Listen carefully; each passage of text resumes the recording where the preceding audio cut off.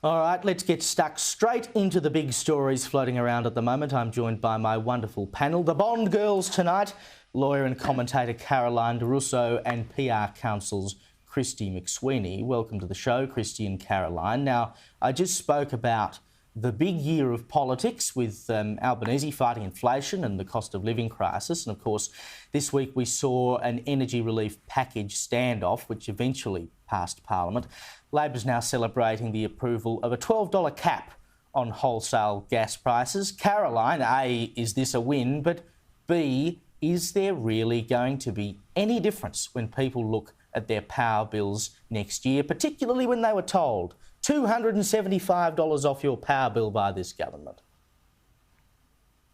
Well, I think the answer is yes and no. So for the government, there's a political win here in the very short term because it looks like they're taking on those big, greedy coal companies and, you know, there's going to be these rebates for lower households and it's all going to be beautiful, except that that's not really how it works. And the problem is we've got a leak in the roof and Labor's fixing it by painting the fence blue. And ultimately, it's not going to fix the problem that is actually there. In the longer term, well, if we don't have an increase in supply, and everyone keeps talking about there's plenty of supply, but it's being exported, well, those are under export contracts. And actually what we need is we need state governments to change their state policies in regards to extraction and with regards to infrastructure. So the more supply we have, you know, the prices will go down.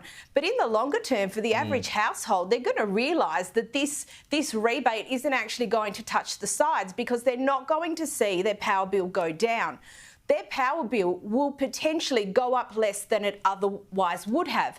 The problem is unless you are paying the amount that you otherwise would have, you don't have that reference for falling power prices. And this is the problem, Kristy. I mean, how does the government justify this continued increase in power prices to the Australian public? I mean, it still staggers me that they made that promise of $275 off your power bill. They must have known that was totally pie in the sky and you could never achieve it. But when you tell people they're going to get something cheaper and you can't give them something cheaper, it puts you in a very difficult political position. Well, I read the two policy statements brought out by Labor prior to the election, powering the nation and rewiring the nation. I couldn't see any evidence of how people would get $275 off their power bill. This latest package, the energy package that's passed on Friday, with not much opposition, let's face it, from David Pocock, despite the blustering that he's put up about a few things recently, he's really gone in full tilt with the government on the IR and now with energy. It's very clever tactics by Labor to say, we are going to reduce your power bill and demonise coal at the same time. So it is an ideological win for the anti-coal lobby, couched as an energy fix. And of course, your power bill is not going to go down because the Treasurer himself said on the Thursday night before that bill passed that they're going to have to give subsidies to Queensland and New South Wales because of the coal issue. Now, that's only going to cost taxpayers more. But this is the problem, Caroline. It is all about ideology. We're not actually talking about how to fix the issue here. I don't think mum and pop out there who are worrying at the moment about how much their bill is going up is particularly worried about whether it's coal that's firing their house or not. They're not interested in the politics and ideology of energy or renewable energy. Why is the government so intent on continuing down that line? Like, is there not a large group of people out there, not a large enough group of people out there, that it's worth thinking about the bottom line rather than the ideology? Well, unfortunately, the ideology around this has become very popular and almost, you know, verboten to criticise it.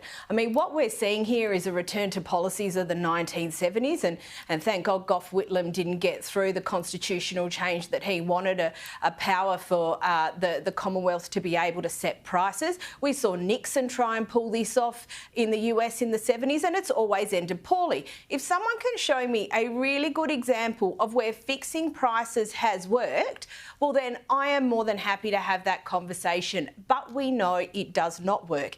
And in the case of Gough Whitlam, he may not have been able to get that through, but he had wage indexation and all other manner of just terrible economic policy, which took the next 20 years to undo the damage over various governments of both stripes. And this is where ideology is really dangerous, because selling the cute, fuzzy story has consequences, and people need to understand that there are consequences. And we've got Europe now going through a winter where they've had to restart coal-fired plants and do all manner of other things to keep people warm. Ultimately, people need to be able to afford to pay their power bills. They need to be able to afford to buy groceries. They need to be able to afford to cover their rent and their mortgages. Eventually, they will all get to that point. Unfortunately, for the time being, it hasn't quite yet hit home enough, it seems, that people are going to go to the practical. They're still indulging the ideological for the moment. Now, we're well aware that Daniel Andrews is, of course, still the Premier of Victoria, despite the best efforts of some, and the Victorian opposition has today unveiled their new look shadow cabinet. We've got the new leader, Kristy who, of course, was re-elected to Hawthorn after he lost it last time to Labor, which was, of course, a big shock when it happened. Do you reckon the opposition from here can actually rebuild and take something decent to the next election in 4 years, particularly given that they've announced today that they're not going to have a review of the election loss because Greg Mirabella says they always get ignored? Well, he's right. I mean, I've been asked to be part of so many reviews over the years, this federal election one notwithstanding, which I didn't put anything in. It's either leaked to the media or ignored. So, you know, it depends what your agenda is. But yes, successive reviews are generally ignored around state government issues, and he's right to say that. I think Pizzuto has got the chops. I think the Liberal Party needs to focus on reforming itself from the inside in Victoria. But what's really interesting about this election is the upper house is the house of fighters now. Victorians would be hard-pressed to name quite a few other people in the lower house. You've got Georgie Crozier, upper house. You've got David Davis, upper house. You've got Bev McArthur, upper house.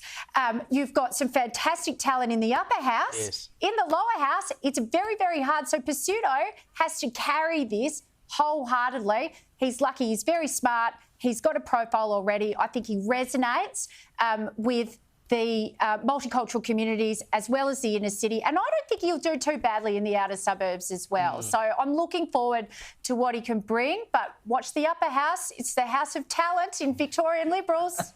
And he's taken on the portfolio of multicultural affairs as well, which I think gives some indication, Caroline, that is going to become part of the platform for the Libs from here, that they know they need to go out and woo those multicultural communities that historically Labor has been very good at doing. That's correct, and that's because traditionally Labor has been better at engaging with those communities. Although the further that Labor moves to the left and the further they become progressive, the more they actually alienate those multicultural communities, many of which are rather socially conservative. So if you actually engage in those communities and you talk about Liberal values and you talk about the things that Liberals want to do in a policy sense, you know, it's about fairness, it's about the family, it's about aspiration and running your own small business and having choice and freedom and all sorts of things like that, that there actually really resonates with those communities.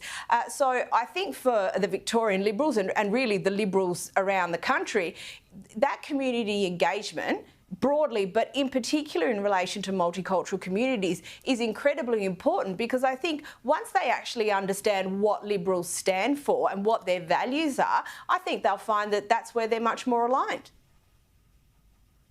Now, the Voice to Parliament debate just keeps dragging on and on and on, and the Prime Minister has today told the Sydney Morning Herald that it is his top priority as PM to get it passed. But he's also dismissed criticisms that there isn't enough detail around the proposal, saying that it isn't his place to decide how it should look. Kristy, how can anyone agree to something that they've been told, you should vote for it, we want you to vote for it, but we're not going to tell you what it looks like. It's not like we're talking about something very simple here.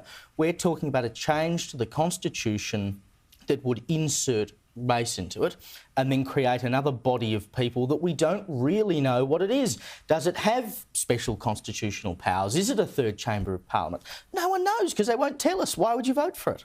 The government's gone very fast, very hard at passing legislation that don't have costings allocated to them, that don't have full details allocated to them. Even the energy package, I heard the Treasurer say on Thursday, in response to a question from the ABC, well, what are you going to do if it costs X, Y, Z? He said, well, we'll just put it in the budget and deal with that when the time comes, when we work it out with the Greens around the table. What sort of detail is that? If the coalition said that after they passed a bill, oh, well, if it costs more money, we'll put it in the budget. And the Indigenous Voice to Parliament is going down the same track of being something the government is desperate to get passed to tick off an ideological win or an agenda item to certain stakeholder groups and fulfil a promise without doing the due diligence, without making sure it's something that Australians want, without making sure that it's something that Indigenous Australians want and the whole country will vote for and find unifying instead of divisive. And this is a really important one. So is energy, so is industrial relations, so are a number of other things that they're fighting really hard to push through. But gosh, you have to get this one right, and it's not good enough to not provide any detail the way they do with other bills on this one. It's too important. And I think that's precisely the problem, Caroline. You know, they're basically taking the Australian people for mugs, saying, here's something, we're not going to tell you what it is, but you should vote for it anyway. How can you go on running a government like that? People deserve to know. And if this thing fails because the government has not given people enough information about it, we'll never hear the end of it. No, we won't hear the end of it, but they'll have no one to blame but themselves. Albanese's been very particular in the way that he's talked about this, and he said, oh, lots of really smart people have done the drafting and they know what they're doing. Basically, the smart people have taken care of it, so don't worry about it, just let it go through. But there was a really interesting article in The Australian from Ian Callanan, former Justice of the High Court, who had some really interesting comments around this, including potential issues which may arise. And as a former High Court judge, he would know these things. But the part of his article that I found incredibly interesting was where he talked about, the discussion around this going forward to a referendum, that there's not going to be any, money into a yes or no case, but there's going to be an education program. And he's like, how incredibly Orwellian. And it is incredibly Orwellian. Actually, it's absolutely terrifying. And, between Orwell and maybe, the Cultural Revolution in China, that there is somewhere where that education program is going to land. But if you have got people of the legal profession of that seniority and that experience go, oh, I think we need to stop and have a proper look at this, well, then there is something that people really should take into consideration. People should be able to have details so they can make informed decisions, Caleb. It doesn't sound like a bad idea, does it? Well, as Parliament wraps up, I want each of you to rate the government and the opposition for their performance throughout this year out of 10. Kristy, government opposition 1 to 10 each, and why? Well, Caleb, you and I both know that performance is different to quality. Yes, indeed. So if you value performance, you might mark them highly. But if you value substance, you'd be giving them a 1 for getting on the field. Yes, I can agree with that. Caroline, your view? I love that. Kristy's absolutely correct. Look, I think the Albanese government has actually done not too bad in a sense. They've managed to hold their breath quite well up towards the end of the year. We've started to see their true colours towards the end of the year, but I'm really interested to see how they go next year. And as for the opposition, look, I think Peter Dutton's has done a really good job. Everyone has wanted him to come out harder, but you know what? You don't throw rocks at the bride. Let the bride have her day, and when her day is over, then you start.